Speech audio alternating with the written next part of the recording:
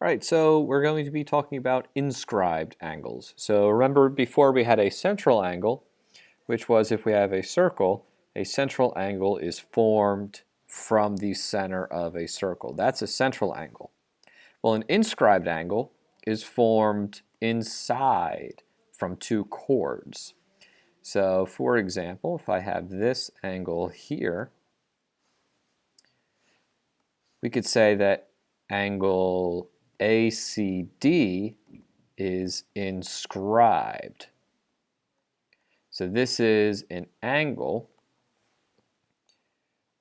with vertex not at center, or it's made of two chords. For a circumscribed, polygons are circumscribed. So A, B, C, D, sorry, got that order wrong. This is weird.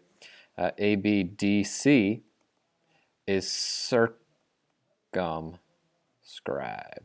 So this entire shape is inside, this entire polygon is inside of the circle, and so that's why it is circumscribed. So know the difference between inscribed and circumscribed. All right, so the inscribed angle theorem says that the measure of the angle, so here, measure of this angle ABC, is 1/2 the measure of the intercepting arc. Or we could say that 2 times the measure of the angle is the arc. So here, if I say this is 50 degrees, this measure of the arc is going to be 100. The arc is double the measure of the inscribed angle. So for problems like this, here's the inscribed angle. So 9x plus 8, and I know that's going to be 1/2 of the arc, so 20x. So that means that 9x plus 8 is equal to 10x. So x is equal to 8. And I can check this out. Over here, a lot of different lines. So sometimes it kind of helps to go through and see what you actually have. Here in blue, this is the inscribed angle. Also realize that, if I kind of highlight this, this is 180 degrees.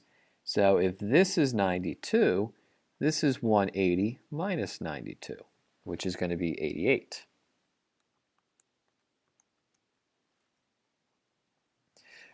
And so if this is 88, then we know that 4x plus 4 is equal to 1/2 of 88. So there's a little bit of work needed to be done before we can set up that equation. So be careful with that. So I get 4x plus 4 equals 44. So 4x equals 40, so x is equal to 10. Now here, this is an circumscribed triangle. Well, all triangles add up to 180, so this plus this plus this equals 180. So we get 2x plus 21 plus 53 plus 82 equals 180. So we get 2x, the 21 plus 53 plus 82 is equal to 156. So we can subtract that from both sides. So we get 2x is equal to 180 minus 156, which is 24, so x must be 12. And then over here, we have this circumscribed triangle, but really we just focus on this inscribed angle, which is 50 degrees. So we know that 50 degrees is equal to 1/2 the arc, or why don't I say 2 times 50 is equal to 101x minus 1. So I get 100 is equal to 101x minus 1. If I add 1 to both sides, divide by 101, I get that x is equal to 1.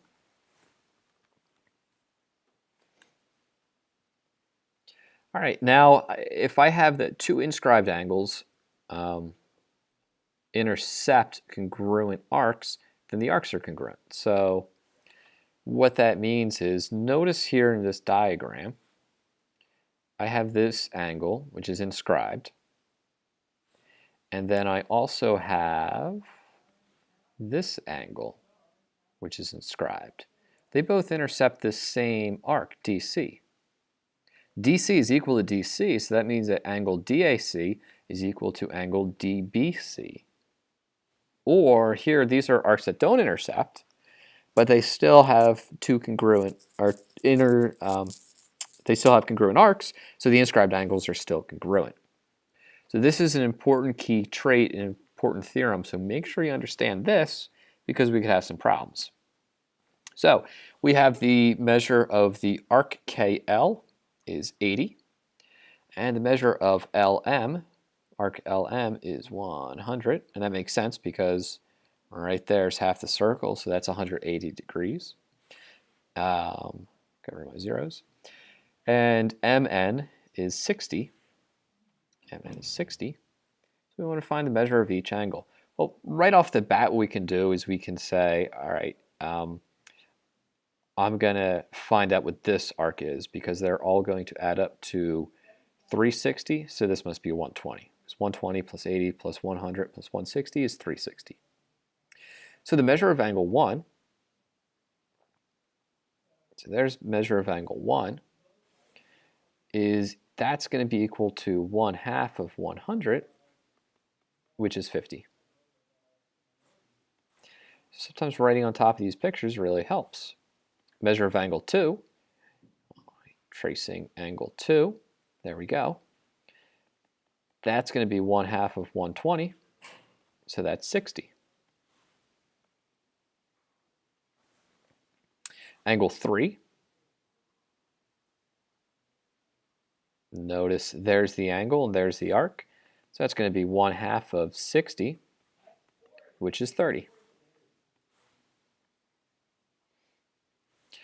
And for angle 4, there's angle 4 down the bottom, and notice that intercepts 80, so this is 1/2 of 80, which is equal to 40.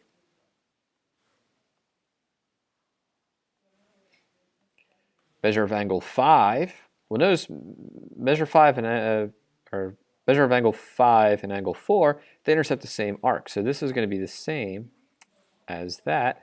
And 6 intercepts the same arc as 3, so that's also the same there. So pay attention so you don't give yourself more work. But if you do want to check your work, redo the problem. So that's it. So make sure you know chords, arcs, angles, and the relationships between these. We will get practice in class, but make sure you get some practice on your own.